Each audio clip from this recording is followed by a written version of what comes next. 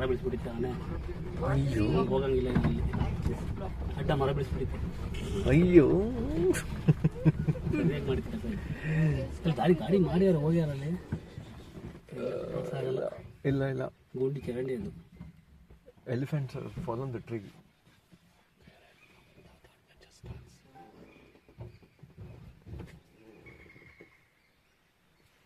ಇಲ್ಲೇ ಕಟ್ ಮಾಡುವ ಗಾಡಿ.